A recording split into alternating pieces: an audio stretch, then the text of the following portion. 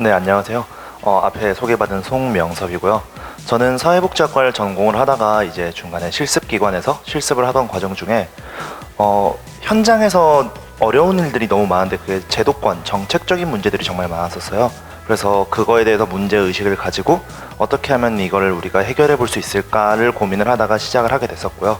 그렇기 때문에 저는 사회복지, 현재 우리나라 정치 체계 내에서 사회복지 체계가 어떻게 진행이 돼야 되고 그런 것들로 인해서 최대한 많은 사람들이 질 높은 복지 정책을 어떻게 하면 누릴 수 있을까, 공리적인 관점을 이루기 위해서 정치를 하고 있습니다.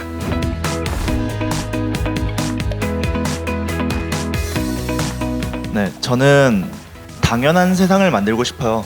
복지를 받을 때 스티그마를 갖지 않아도 되는 세상, 누군가 어떤 일을 할 때 당연하게 믿을 수 있는 세상, 그리고 좀 더 나아가자면 앞에서 나왔던 이야기들이랑 조금 방향이 다른 것처럼 들릴 수도 있는데 그런 건 아닌데요.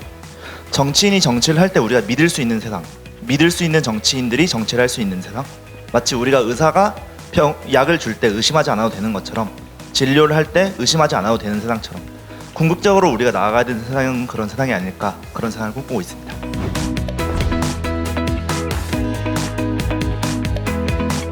제가 예전에 토론했었던 내용 중에 청년 정치인이 필요한가라는 주제에서 찬성과 반대로 토론을 한 적이 있었는데요.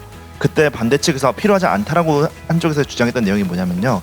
그래서 20, 30대 정치권에 들어간 사람들이 낸 정책들을 가지고 오면서 청년 정치인을 뽑아놨는데 청년을 위한 정책 발의 실제로 그렇게 많이 안 됐다. 실제로는 청년들을 대변하지 못하고 있다. 이런 식으로 말을 했어요. 청년 정치는, 그 청년이라는 단어는 그 자체로 스티그마가 돼서 그 사람이 어떤 정책을 낼지 말지 자체도 고립되게 돼요. 제가 이 부분에 대해서 정말 문제가 있다고 생각을 하는 게, 우리가 그 사람이 단지 20대라서 단지 30대라서 그 자리에 놔야 된다고 하는 게 아니거든요. 우리가 어떤 관념과 어떤 정책에 대한 동질성을 가지고 있고 방향성을 가지고 있다면 그 사람이 20, 30대가 아니라 60대라고 할지라도 우리는 얼마든지 뽑아줄 수 있고 정치권에 얼마든지 나가야 되는 사람이라고 생각을 해요. 그런데 이 청년 정치라는 스티그마 때문에 마치 청년들만 이 주제를 언급할 수 있고, 청년이 아니면 청년은 또 이 주제만을 언급하는 것만으로 그 사람을 판단하는 이런 작금의 형태가 저는 상당히 문제라고 생각을 하기 때문에 청년 정치를 거부하고 있습니다.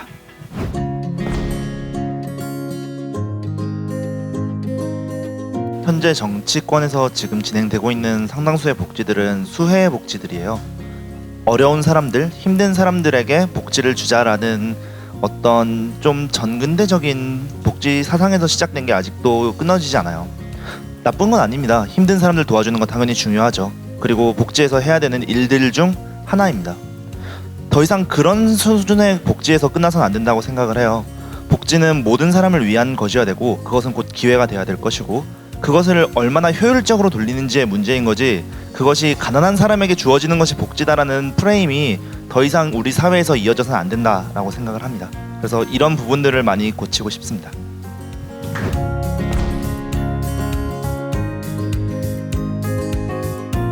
사실 복지와 기회 중에서 복지라는 파트가, 제가 지금 바른미래당 강원도당 대학생위원장 이름을 달고 나왔는데, 사실 보수 지형에서 복지를 해? 라는 질문을 정말 많이 들어요.